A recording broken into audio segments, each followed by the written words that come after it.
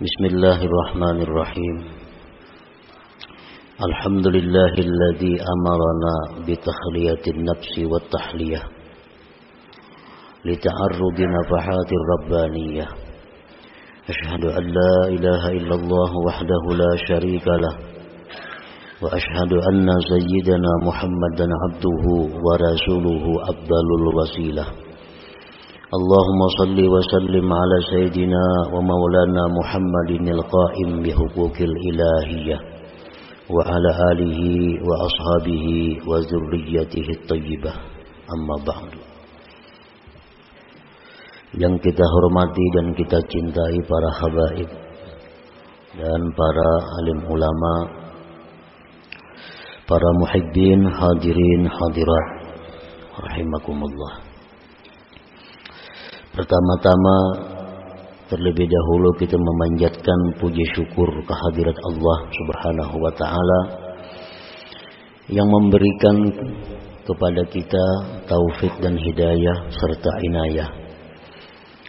Yang dengan itu kita pada malam ini dapat kembali berkumpul bersama-sama di majelis yang penuh berkah dan rahmat ini. Salawat dan salam kita haturkan untuk junjungan kita Nabi besar Muhammad sallallahu alaihi wasallam dan kepada para sahabat, zuriat dan pengikut beliau. Para muhibbin rahimakumullah, al-hikmatu tsaniyatu wassalasun min al-hikamil ataiyah. Qala al-Imam Ahmad ibnu Athaillah As-Sakandari rahimahullah wa nafa'ana bi ulumih. Hikmah yang ke-32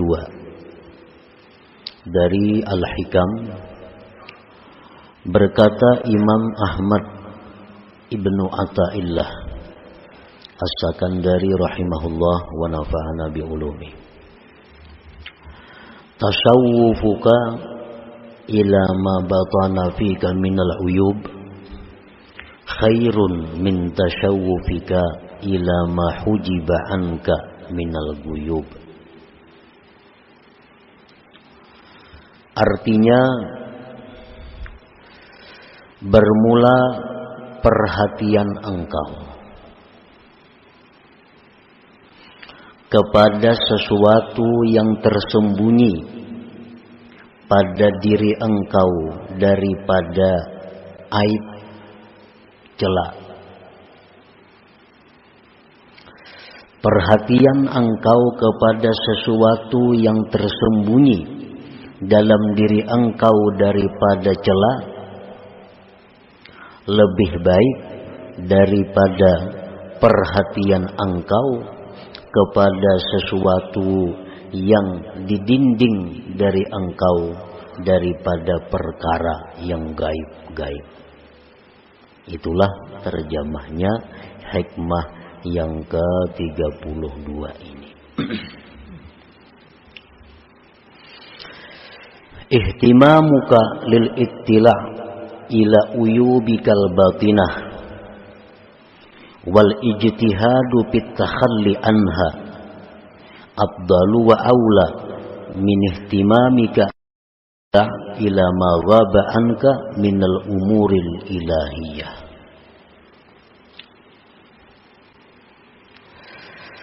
Bermula perhatian engkau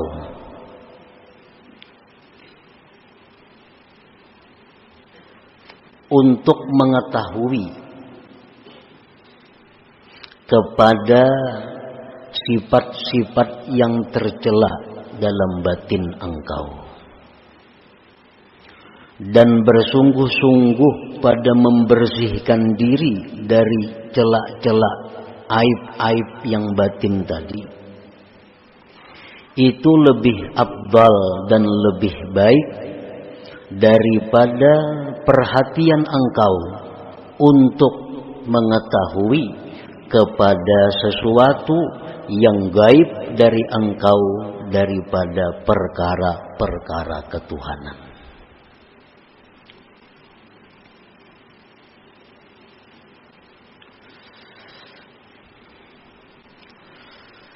Al-uyubul batinah, aib aib yang batin. Sifat-sifat tercela yang ada dalam diri kita. Contohnya kahubbil mali, seperti cinta kepada harta. Nah, ini aib batin.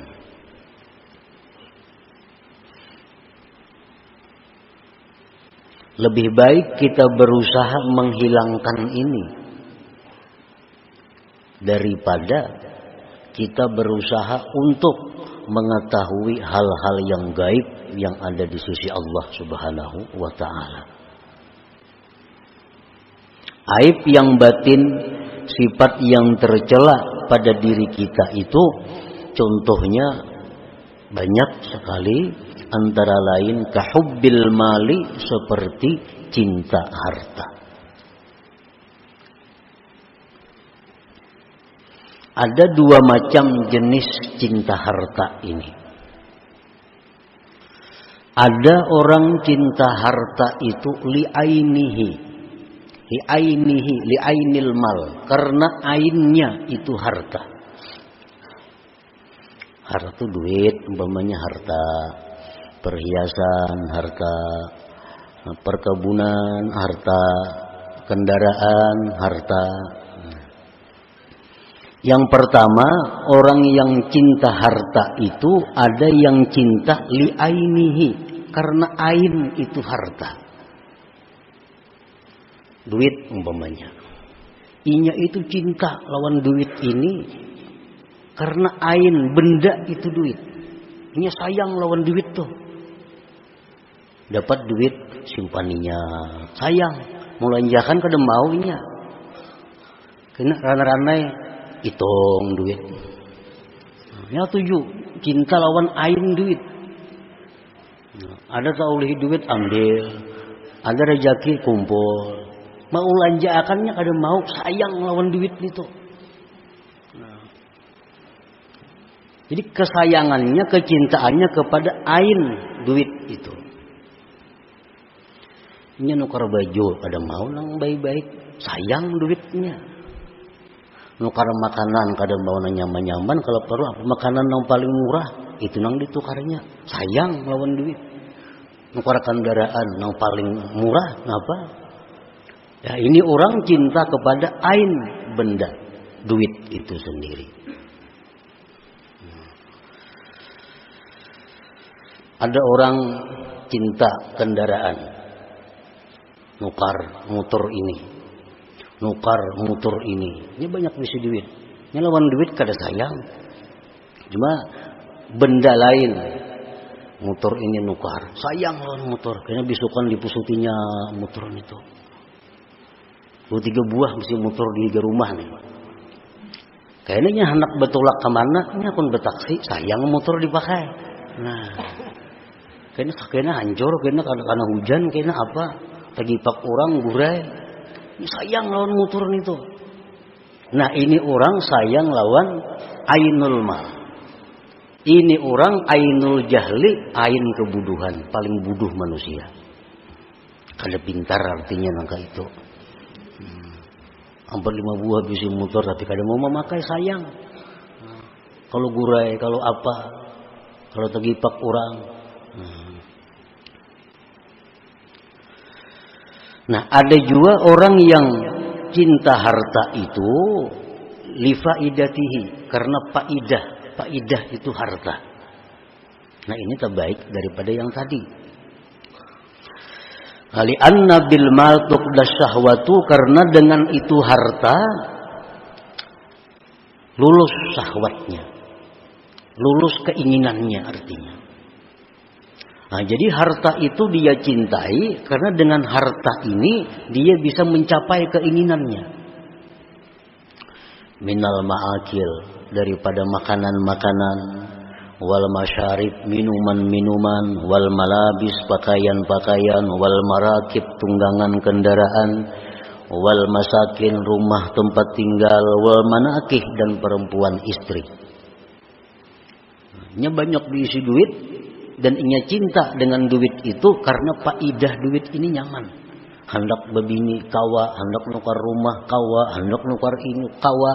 Nah, hubbul mal. Itu apabila ada dalam hati kita, berarti ada sifat tercela. Berarti dalam hati kita ada tertanam sifat yang dicela. Wa amma hubbul malil birri wasilah wat ta'ah falaysa minal uyub. Adapun kita cinta kepada harta untuk kebaikan, untuk silaturahim, untuk taat, maka itu bukan satu keaiban, bukan satu yang tercela. Kita sayang lawan duit, karena dengan duit ini aku bisa naik haji. Aku sayang lawan duit karena dengan duit ini kawa menyakulahkan orang nang kada kawa sekolah. Aku sayang lawan duit, dengan duit ini aku kawa mau obati orang garing nang kada kawa berobat.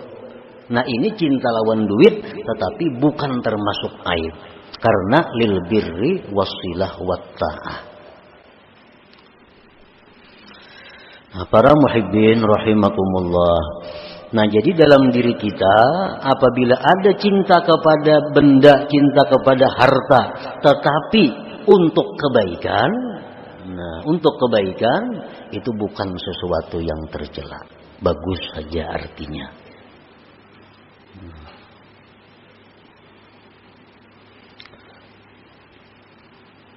Jadi umpamanya kita bisa mengukur diri kita, apakah kita ini termasuk orang yang cinta harta untuk syahwat? Apakah orang yang cinta harta untuk kebaikan? Nah, kita kalau mengukur diri kita. Misalnya kita hari ini diberi rezeki oleh Allah 100.000 rupiah. Apakah 100.000 ini kita gunakan 50.000 untuk bersenang-senang, 50.000 untuk sosial, berarti kita 50%.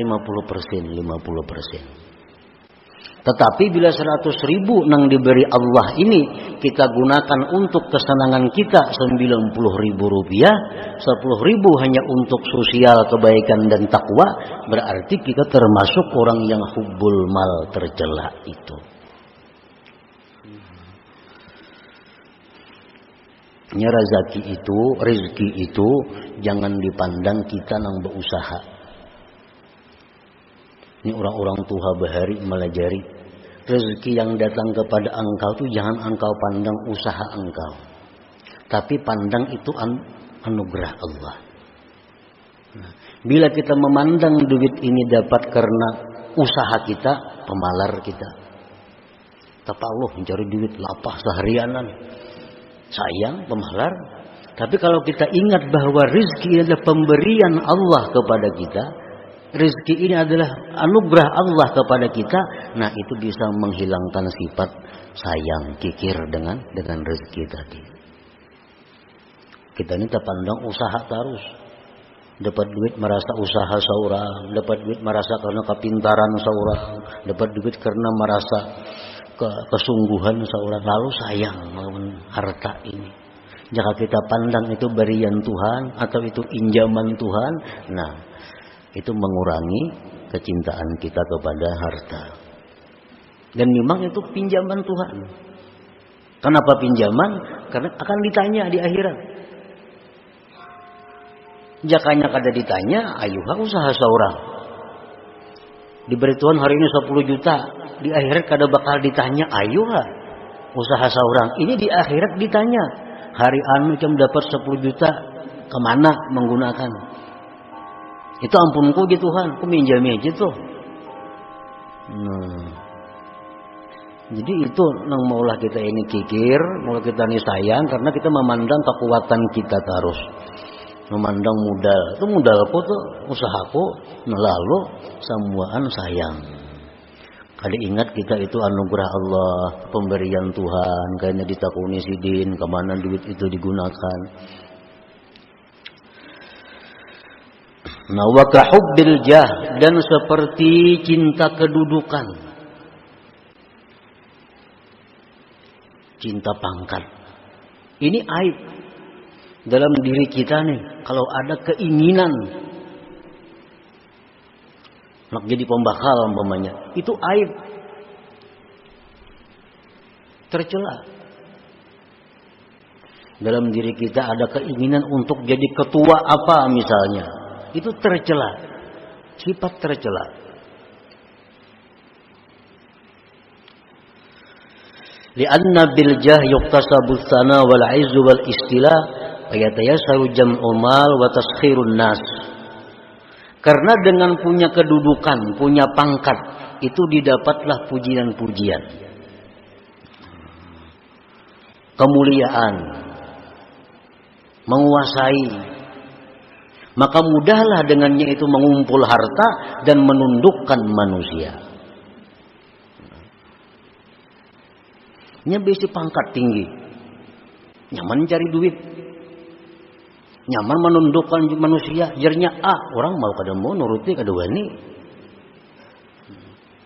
Nah, jadi dalam hati kita kalau ada hendak macam itu, tercela ngarannya, ada sifat tercela. Wa amma hubbul jahli i'zazid din wa ikamil haqq wa nasril mazlum falaysa minal uyub.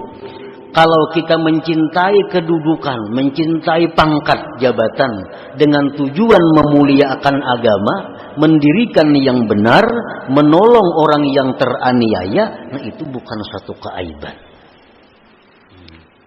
Aku sayang lawan jabatan gue nih, pembakal nih, aku sayangi benar. Kenapa? Dengan aku pembakal ini aku nyaman memuliakan agama.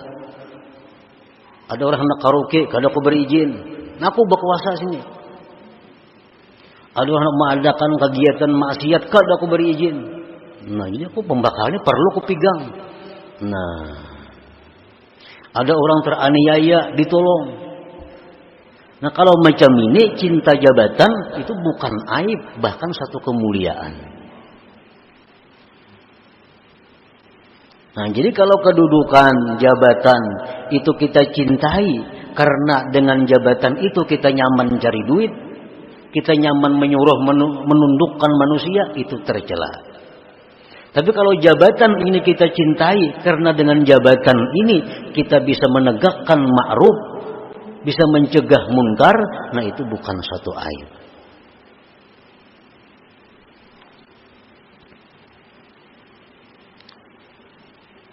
Nah itu antara lain contoh-contoh aib dalam diri kita yang perlu kita pikirkan untuk membuanginya. Cinta kepada harta untuk meluluskan syahwat, cinta kepada kedudukan jabatan untuk menundukkan manusia, mencari pujian, mengumpulkan harta. Itu perlu hilang dalam diri kita supaya diri kita ini bersih daripada celah.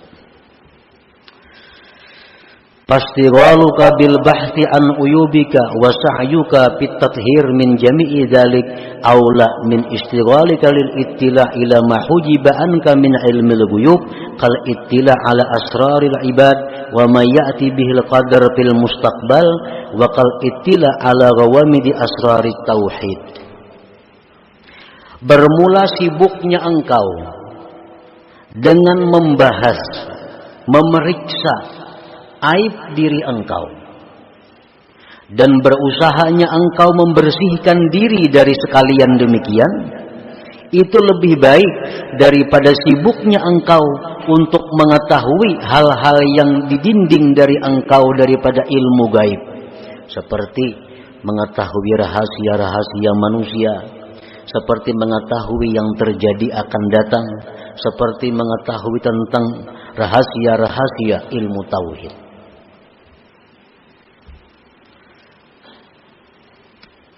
Ini kisah orang yang punya aib. Cinta harta masih ada dalam diri kita. Cinta kedudukan ada. Dengki ada. Dendam ada. Nah. Lalu kita ini ada diberi pilihan ilmu. Ada ilmu yang bila kita pelajari, kita akan bisa menghilangkan aib-aib itu. Nah, kemudian ada ilmu yang bila kita pelajari, kita akan tahu rahasia-rahasia ilmu tauhid nang dalam, ilmu-ilmu nang tentang kejadian nang akan datang. Nah, mana dua ilmu ini yang perlu kita pelajari? Yang perlu dipelajari itu adalah ilmu yang bisa menghilangkan aib diri kita. Itu yang perlu dipelajari. Lebih baik kita bersibuk diri dengan membersihkannya dari celah daripada kita bersibuk diri untuk mempelajari hal-hal yang sifatnya gaib itu. Kan ada ilmunya. Supaya kita bisa kasab tahu di hati orang. Supaya kita tahu dengan apa yang akan terjadi. Tahu dengan ilmu tauhid yang halus-halus. Nah, kita mempelajari itu kalau sudah diri kita ini bersih dari aib dan celah. Selama dalam diri kita masih ada hal-hal celah tadi, lebih baik kita berusaha menghilangkan itu. Nah, ada amalan. Amalan ini gunanya menghilangkan riya. Amalan ini gunanya menghilangkan dengki. Amalan ini gunanya untuk menghilangkan hubud dunia. Ini amalannya. Ada amalan yang sebuting lagi. Amalan ini bila diamalkan kita akan diberi Tuhan kasab tahu isi hati orang. Amalan ini bila kita amalkan kita akan tahu firasat yang akan terjadi akan datang. Nah, mana antara dua amalan yang baik kita amalkan? Amalan yang pertama ini yang perlu. Supaya diri kita bersih daripada celaan-celaan itu. Nah, doa umpamanya lagi. Kita lawan Tuhan bisa berdoa supaya ini, bisa berdoa supaya itu. Tetapi doa apa yang paling baik kita minta kepada Tuhan? Doa apa yang paling baik kita mohon kepada Tuhan? Doa yang sifatnya pembersihan diri itu yang utama yang kita ajukan permohonan kepada Allah Subhanahu wa taala. Al-Imam Al-Habib Ali bin Abi Bakar As-Sakran rahimahullah berkata, "I'lam ya akhi, anna du'a bil maghfirah afdalul ad'iyah." Doa, ketahuilah wahai saudaraku bahwa doa dengan minta ampun kepada Allah itu paling afdal doa. Doa murah rezeki, doa sihat badan, doa diberi ilmu, doa segala macam banyak. Tapi kalau yang paling utama kita minta kepada Allah supaya diampuni dosa, itu yang paling utama kita minta. Dosa tentang pembersihan diri kita, itu yang utama diminta kepada Allah. Seperti doa yang kita baca dalam wirid tadi.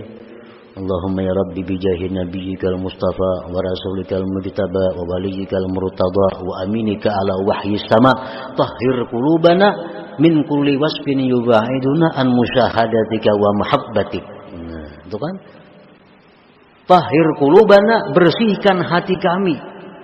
Min kulli wasfin, dari tiap-tiap sifat yang menjauhkan kami daripada musyahadah dan kecintaan Engkau. Nah, jadi amalan yang kita baca tadi, nah, doanya hanya itu. Doanya hanya itu. Minta bersihkan hati kepada Allah agar hati kita bersih dari sifat-sifat yang membuat kita kada bisa musyahadah kepada Allah. Kita minta bersihkan hati kita supaya suci hati kita dari sifat-sifat yang mendinding kecintaan kita kepada Allah. Nah, jadi itulah yang dimaksud dengan hikmah yang ke-32 ini. Apapun pekerjaan, ilmu, amaliyah, doa, apapun yang sifatnya adalah pembersihan diri, itu lebih utama dikerjakan daripada hal-hal yang sifatnya tadi gaib. Nah, kecuali sudah bersih diri kita, sudah bersih dari hubud dunia, sudah bersih dari hubbul jah, sudah bersih dari riya, semua sudah bersih, ayo nak minta yang lain-lainnya. Imam Al-Hasanul Basri didatangi beberapa orang, yang orang-orang ini minta amalan kepada beliau. Wahai imam, ulun minta amalan, ulun ada masalah ini. Amalan apa nang silin beri? Istighfar. Ijam minta ampun kepada Allah. Ada pulang orang datang, ulun ini, lain lagi kisahnya lawan yang tadi. Apa jawaban Hasan Basri? Ijam minta ampun kepada Allah. Ada perempuan datang, wahai Hasan Basri, sekian tahun kawin kada mau beranakan. Apa amalannya? Istighfar, minta ampun kepada Allah. Nah, jadi amalan yang utama itu yang perlu kita perhatikan adalah amalan supaya dosa kita diampuni, sifat-sifat yang kada baik di hati dihilangkan oleh Allah Subhanahu wa taala. Itu aja yang didua semacam. Ibarat sembahyang tahajud kita malam, fokus doa kita supaya dosa diampuni, sifat-sifat tercela dibersihkan Allah. Kada perlu minta murahkan rezeki, kada perlu. Kada perlu minta itu ini, kada perlu. Selama diri kita kotor, selama diri kita penuh celah, maka permintaan kita kepada Allah hanya satu, bersihkan diri hamba dari sifat-sifat yang tercela. Nah, itulah maksud daripada hikmah yang ke-32 dari kitab Al-Hikam ini. Nah, kemudian selanjutnya hikmah yang ke-33. Ila hadratin Nabi sallallahu alaihi wasallam al-Fatihah. A'udzubillahi minasyaitonir rajim. Bismillahirrahmanirrahim. Iyyaka na'budu wa iyyaka nasta'in. Ihdinas siratal mustaqim. Siratal ladzina an'amta 'alaihim. Ya Allah biha, ya Allah biha, ya Allah bi husnil khatimah. Ya Allah biha, ya Allah biha, ya Allah bi husnil khatimah. Ya Allah biha, ya Allah biha, ya Allah bi husnil khatimah. Wa ya ayyuhar rajul minhu syafa'atan sallu alaihi wa sallimu taslima. اللهم صل وسلم